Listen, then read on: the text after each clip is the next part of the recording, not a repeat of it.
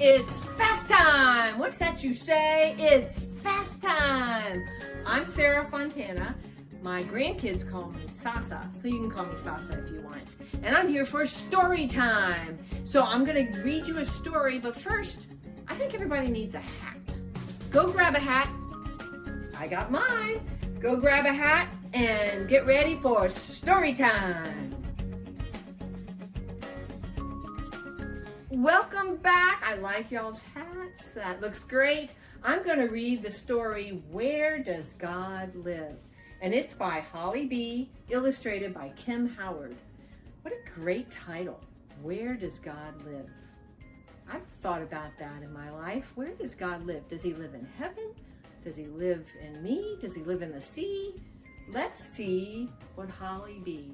has to say about that. Where Does God Live? By Holly B., illustrated by Kim Howard.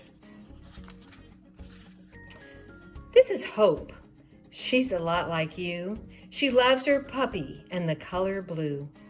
She likes to laugh and play and sing, but asking questions is her favorite thing. Where does the sun go? Why does it rain? Why don't snowflakes all look the same? There were so many things Hope wanted to know, such as how many colors are in the rainbow. She'd asked her friends and her mom and dad, her grandmother Rose and her big brother Brad, the mailman, the grocer, and nice Mrs. Ying. She'd ask anyone about any old thing. One day, a new question popped into her head, and she asked her mom, who was making the bed. Where does God live? Does God live nearby? Hope, God lives in heaven, way up in the sky. Now, Hope hadn't heard about heaven before, but she knew that she wanted to learn a lot more. So she went to the meadow to have a few words with sweet Mrs. Peep, her favorite bird. Have you ever seen heaven way up in the sky? Have you ever seen God when you fly far and high? I've seen clouds and stars and skies of blue, the moon and rainbows and lightning too. I've never seen heaven though, I've flown far and near, but the sky is so lovely, God has to live here. Hope thanked Mrs. Peep and went down to the stream to see Mr. Frog, who was chubby and green. Where does God live? She asked Mr. Frog. He looked up and smiled as he sat on his log. Look at the flowers, the wide open spaces, the trees and the butterflies, these beautiful places. To me, this is almost like heaven, you see. That's how I know that God lives here with me. All of a sudden, and quick as a flash, Mrs. Fish jumped up high and came down with a splash. Oh no, that's not true. That can't really be. I know that God lives in the green stream here with me. This crystal blue water is lovely, I know. God lives here with me in the waters below. Hope thanked her friends and went on her way to hear what her grandmother might have to say. Her grandma was wise and her heart was very pure, and she'd know the answer. Of that, Hope was sure. Does God live in heaven or down by the stream? Does God live in the water or is God a dream? Tell me, where does God live? I really must know. Oh, please, won't you tell me, my sweet Grandma Rose? Her grandmother smiled, as grandmothers can, and softly she reached out for Hope's little hand. I know you're confused, and I'm glad that you came. Now listen real close, and I'll try to explain. You know, God made everything seen and unseen, the wind and the sun and the meadow so green, flowers and stars and oceans of blue, trees, birds, and rocks, and all people too. And when God makes a person, a star or a wave, a part of God stays with whatever God's made. So God lives in the sky, in the meadow and stream. God lives everywhere, and God isn't a dream. God lives in the frogs and the birds and in you.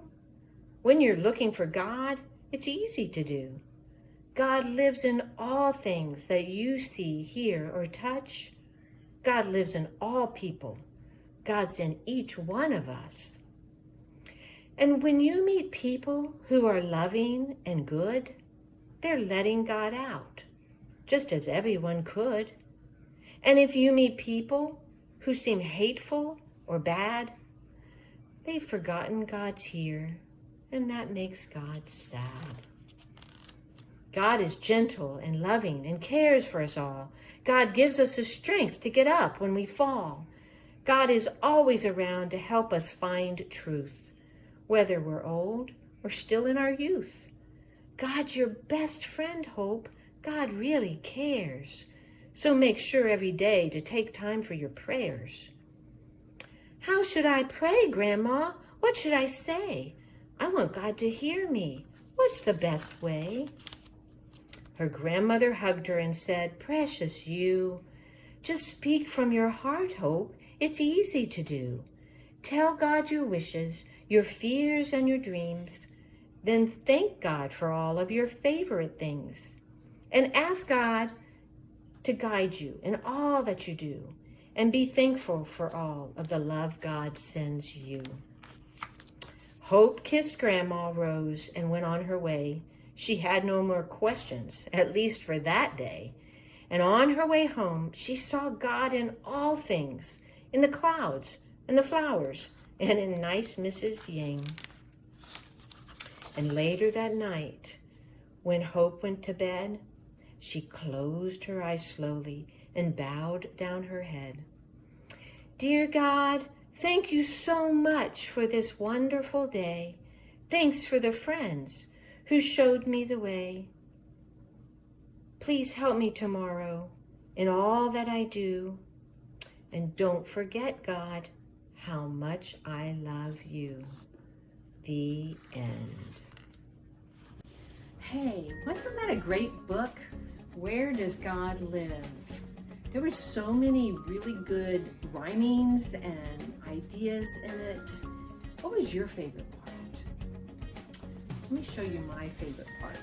Mine was, and when God makes a person a star or a wave, a part of God stays with whatever God's made. That means that God's part of me, God's part of you. That's such a cool idea that we can learn a lot from this book. And I like this part too.